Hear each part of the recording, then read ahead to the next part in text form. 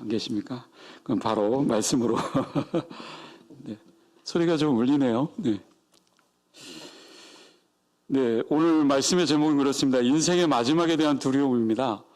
인생의 마지막에 대한 두려움, 네, 인생의 마지막, 그 두려움은 죽음이 될 수도 있고 또 그것을 준비하는 여러 가지 일들도 있을 수 있겠죠. 여러분 어떻습니까? 인생의 마지막이 있지 않습니까? 시작이 있으면 끝이 있는 것처럼 마지막을 생각하면 어떻습니까? 두려운 마음이 있죠. 또 어르신들은 안 그렇더라고요. 빨리 하나님이 부르셨으면 좋겠다 그러시는 분도 있겠지만 물론 저는 그렇게 생각하지 않습니다. 아직까지는. 네.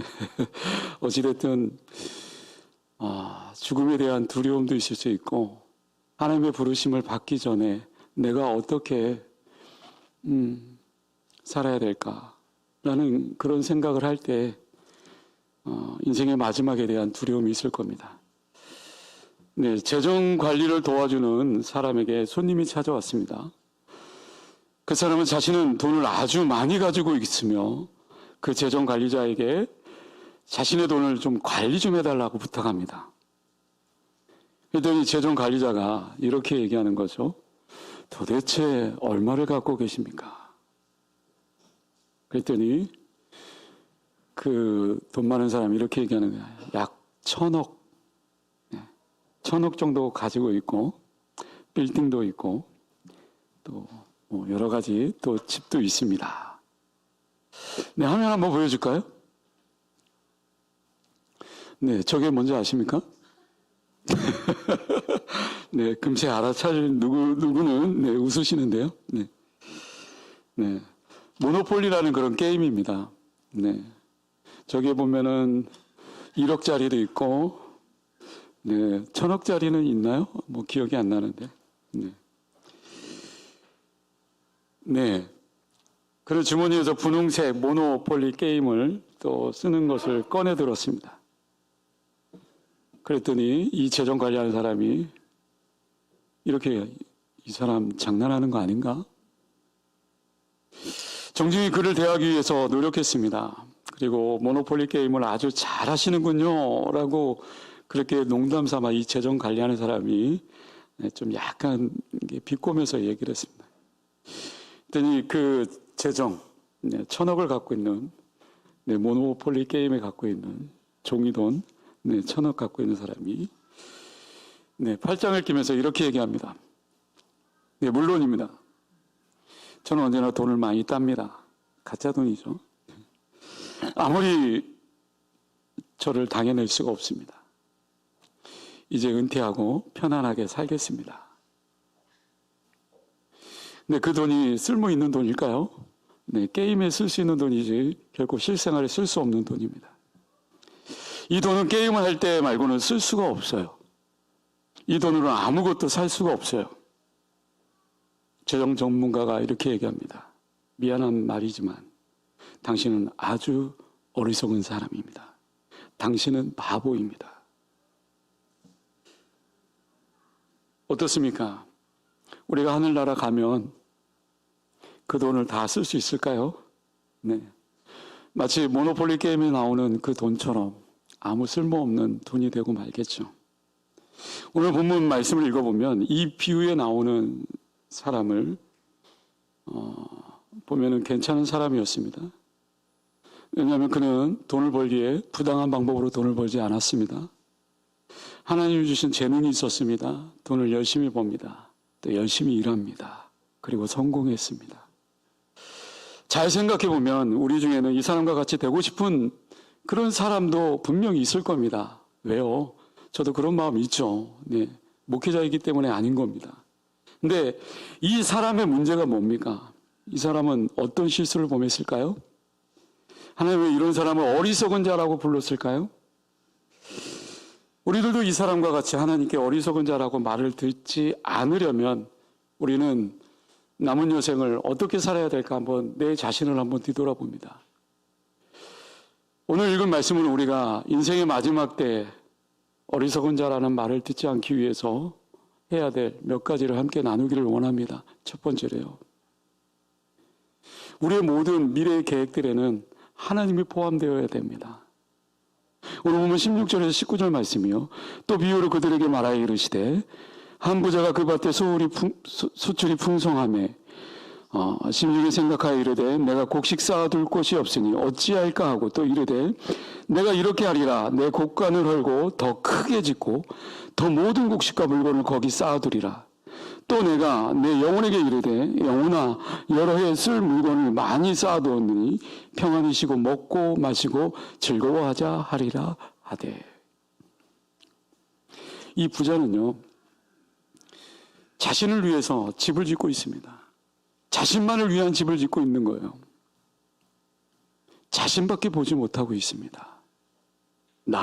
오로지 내 자신. 나는 너무나 소중해. 나의 미래도 소중하고 나에게 갖고 있는 것들, 또 그런 것들 빼앗기면 안 돼. 그것들을 더 많이 쌓아둬야 돼. 다른 사람이나 하나님에 대해서는 전혀 생각하지 않습니다. 오로지 나. 그런 자신만을 위한 개인주의적인 삶을 살았습니다. 그는 성공적으로 자신을 위해 많은 것들을 모아들였습니다. 그리고 먹고 마시고 놀면서 그렇게 살았습니다. 그는 자신을 위해 쌓아둔 것이 너무 많아서 어찌할 바를 몰랐습니다. 쌓아둔 것이 너무 많아 곳간에 자리가 더 이상 없었습니다. 그래서 생각했습니다. 어떻게 할까? 그러다가 생각해낸 것이 곳간을 더 크게 짓자. 집을 더 크게 늘리자. 34평에서 68평으로 늘리자. 그러나 하나님께서는 그의 자산에 대한 생각에 좋은 인상을 가지지 못했습니다. 이 부자는 잘못된 사람에게 갔습니다. 누구예요? 자기 자신. 자기 자신만을 위해서 살았기 때문에. 그리고 그는 잘못된 질문을 합니다. 내가 어찌할꼬? 이 부자가 잘못한 것은 계획한 것이 잘못된 것이 아닙니다. 이 부자가 잘못한 것은 그 계획 속에 하나님이 포함되지 않았다라는 거예요. 예수님께서 책망하신 것은 이 사람이 부한 것이 아니고 이 사람이 오만방자한 그런 생각을 갖고 있었다는 거예요. 그것을 책망하고 있는 거예요. 그는 그가 가지고 있는 것을 하나님께 가지고 나아가지 않았어요. 그리고 이렇게 얘기합니다. 이것으로 무엇하면 좋겠습니까? 라고 그렇게 하나님께 묻지도 않았어요. 우리는 이런 실수를 어떻게 피할 수 있을까요? 우리가 가지고 있는 것들을 어떻게 사용해야 될까요?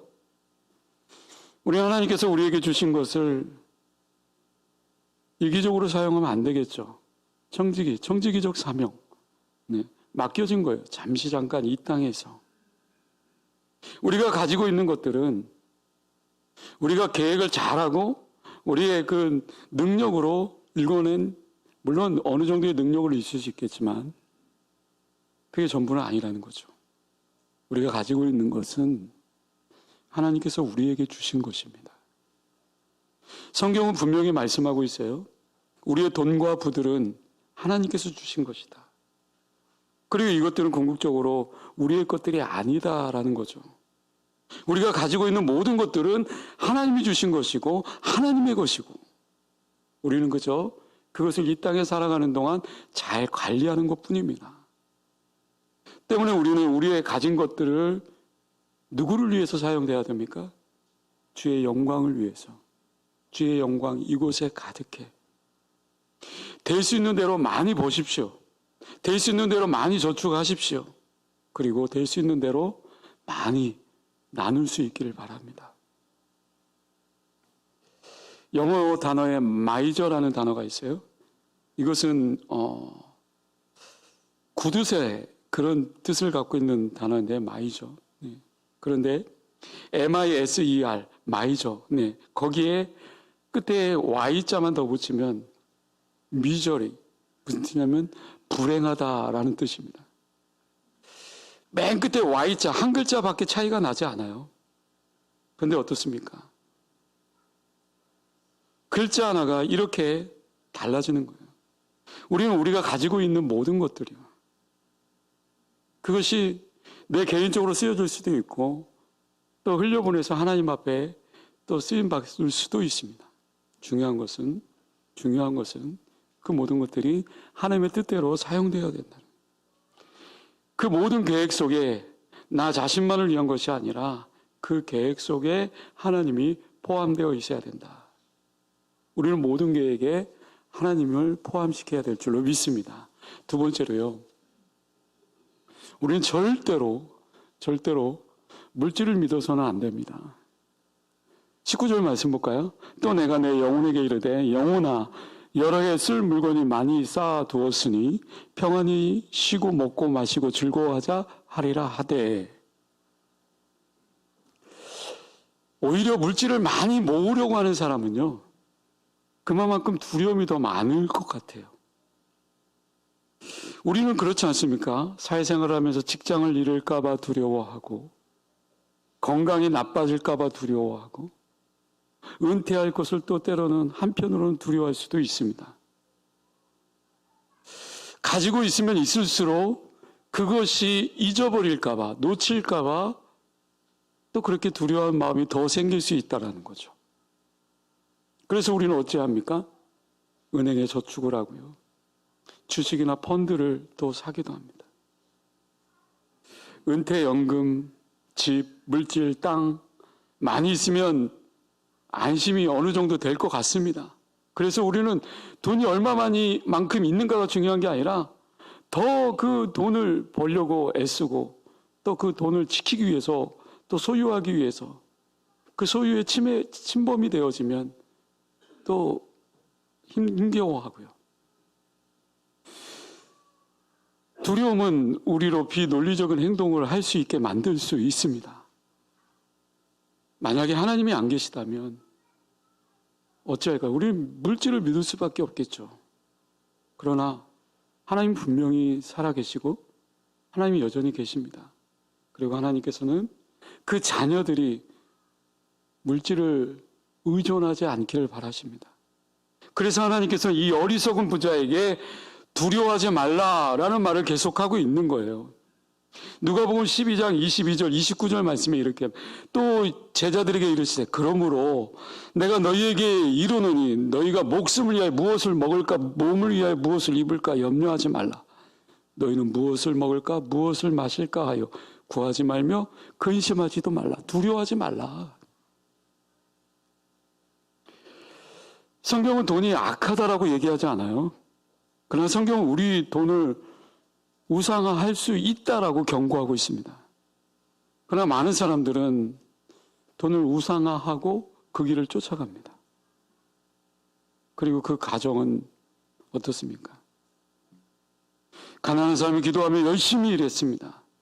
하나님께서 그의 기도를 들어주시고 축복해 주셨습니다. 가난했던 사람은 부자가 되고 하나님을 기억하지 않게 되었습니다. 신앙을 가지고 있었던 가난한 사람은 이제 교만한 자가 되었습니다. 그리고 교만한 부자는 하나님의 심판을 받게 됩니다. 우리는 이런 과정을 어찌 피할 수 있겠습니까? 우리는 어떻게 물질을 의지하는 것을 피할 수 있겠습니까? 우리는 물질을 믿으면 안 됩니다. 돈은 우리가 믿을 수 있는 기초가 되지 않습니다. 그러나 이 이야기에 나오는 어리석은 부자는 이것을 몰랐습니다. 우리는 우리의 안전과 평안을 위해서 돈을 믿어서는 안 됩니다. 그 대신 우리는 누구를 믿어야 될까요? 하나님을 믿어야 됩니다. 마지막으로 세 번째요. 우리 인생의 마지막을 준비해야 됩니다. 저도 이제 5학년이 되다 보니까 벌써 1, 2, 3, 4학년까지는 아직 근데 4학년 이후에 이제 5학년의 절반이 넘어갔잖아요. 그러면서 이제 서서히 이제 하얀 길에 그리고 또 그런 마음들이 조금씩 듭니다. 죄송합니다. 우리 어르신들.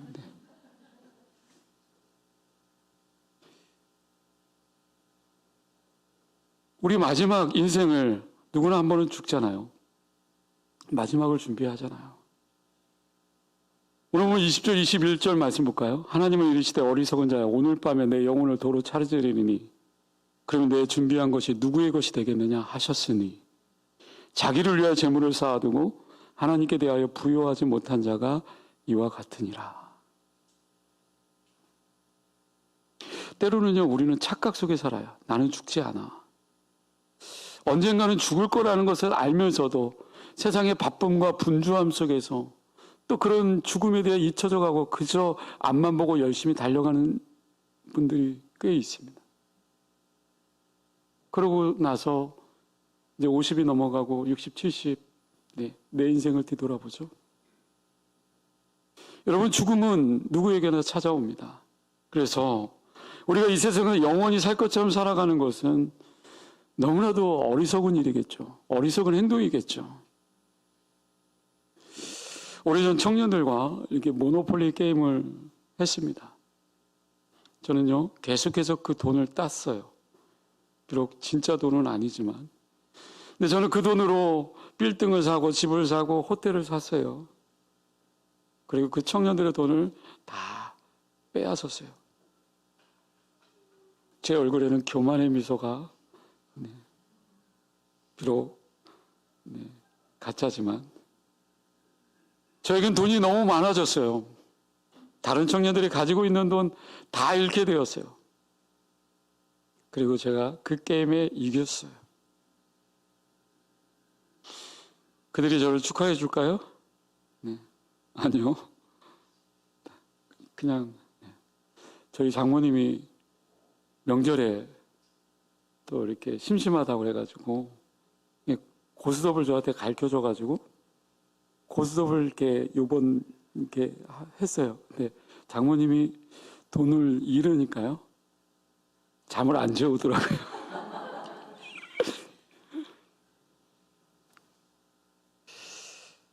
그들은 다 돈을 잃었어요.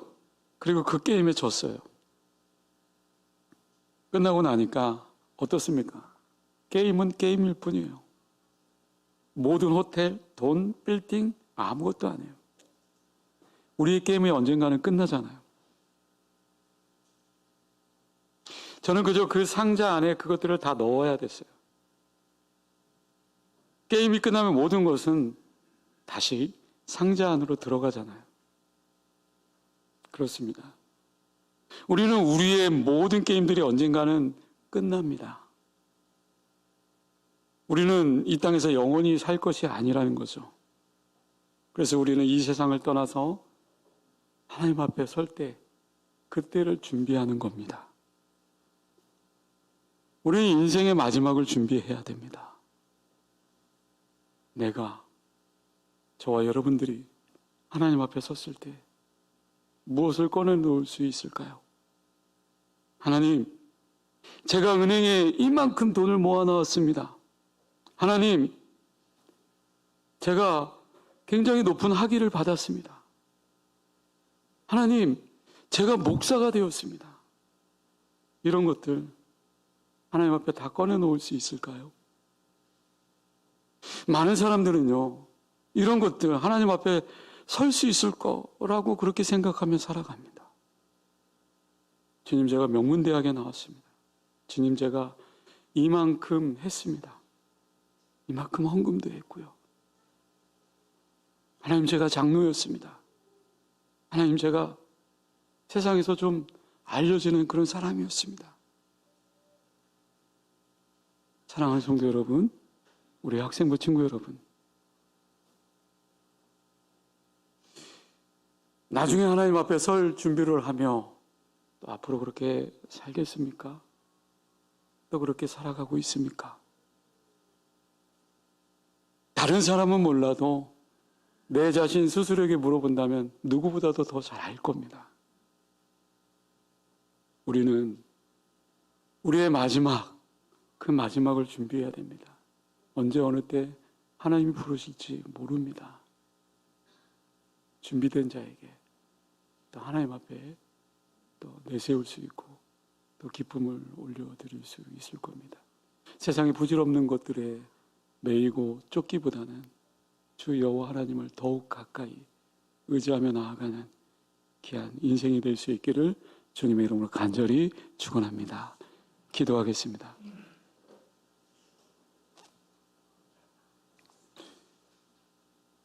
사랑과 은혜가 많으신 아버지 하나님, 세상의 모든 것들은 다 하나님의 것입니다.